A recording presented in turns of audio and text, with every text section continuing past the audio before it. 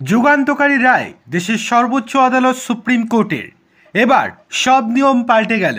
কি হয়েছে চলুন দেখে নেওয়া যাক। তার আগে আপনাদের কাছে বিনীত অনুরোধ, ভিডিওটি ভালো লেগে থাকলে লাইক, কমেন্ট, শেয়ার এবং সাবস্ক্রাইব করতে একদম ভুলবেন না। চলে আসি মূল খবরে। ভারতের সংরক্ষণ নীতি নিয়ে সুপ্রিম কোর্ট একটি যুগান্তকারী রায় দিয়েছে, যা হাজার হাজার চাকরি প্রার্থীর ভবিষ্যৎ বদলে দিতে পারে। সর্বোচ্চ আদালত স্পষ্ট জানিয়ে দিয়েছে, যদি কোনো নিয়োগের বিজ্ঞপ্তিতে নির্দিষ্ট শর্ত থাকে তাহলে সংরক্ষিত শ্রেণী অর্থাৎ এসসি, এসটি এবং ওবিসি কোনো প্রার্থী সাধারণ বা জেনারেল কোটার আসনে চাকরি দাবি করতে পারবেন না, এমনকি তিনি জেনারেল কোটার কাট অফ মার্কসের চেয়ে বেশি নম্বর পেলেও। এখন থেকে সব কিছু নির্ভর করবে নিয়োগ বিজ্ঞপ্তির সত্যের ওপর। আদালতের এই নতুন রায় চাকরি প্রার্থীদের মধ্যে দীর্ঘদিনের একটি ধারণাকে পাল্টে দিয়েছে। এতদিন পর্যন্ত অনেকেই ভাবতেন যে মেধার জোরে ভালো নম্বর পেলে সংরক্ষিত প্রার্থীরা স্বয়ংক্রিয়ভাবে জেনারেল কোটায় স্থানান্তরিত হতে পারেন। তবে সুপ্রিম কোর্ট এই ধারণায় একটি বড়সড় শর্ত যোগ করেছে।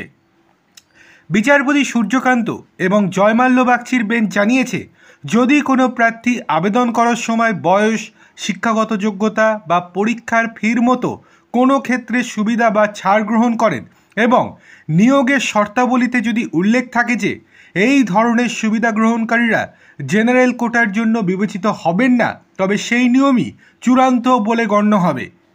এই রায়ের প্রধান দিকগুলো হলো, আদালত পরিষ্কার করে দিয়েছে যে একজন সংরক্ষিত প্রার্থী জেনারেল কোটায় যেতে পারবে কিনা তা সম্পূর্ণভাবে নির্ভর করবে ওই নির্দিষ্ট চাকরির নিয়োগ বিজ্ঞপ্তিতে কি লেখা আছে তার ওপরে।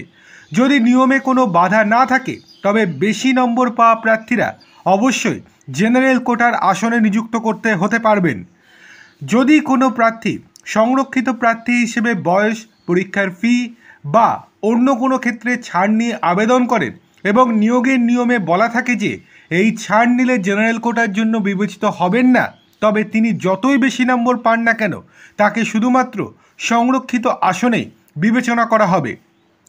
এই রায়ের মাধ্যমে সুপ্রিম কোর্ট মেধা এবং সাংবিধানিক সংরক্ষণের মধ্যে একটি ভারসাম্য তৈরি করার চেষ্টা করেছে। এর মূল উদ্দেশ্য হল জেনারেল কোটার প্রতিযোগিতা যেন সবার জন্য সমান থাকে এবং সংরক্ষণের সুবিধা যেন তার নির্দিষ্ট সীমার মধ্যে সঠিকভাবে প্রয়োগ করা হয়।